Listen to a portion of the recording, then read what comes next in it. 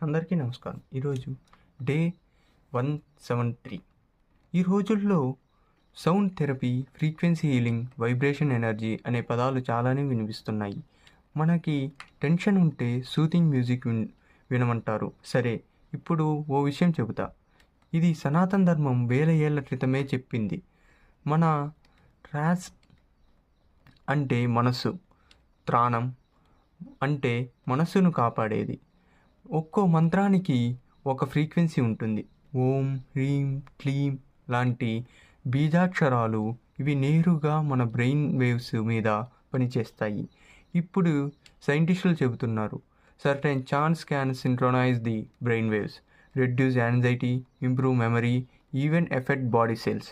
ఇప్పుడు మనం క్షుద్ర వైద్య విధానాల్లో binaural beats, theta waves, 528 hertz healing అంటూ వినిపిస్తోంది.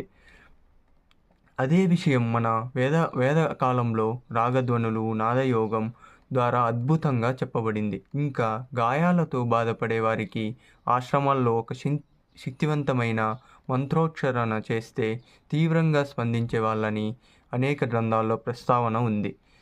ఇది అన్ని భక్తి కథలు కాదు, ఇది శబ్దశాస్త్రం. ఇప్పటి సౌండ్ థెరపీకి మూలం మనదే. ఒక పదం, ఒక శబ్దం సరిగ్గా ఉచ్చరిస్తే మన శరీరం, మనసు, ఆత్మ అన్నీ హార్మనైజ్ అవుతాయి. ఇంత పవర్ఫుల్ టెక్నాలజీ మన ఋషుల వద్ద అప్పుడే ఉండేది.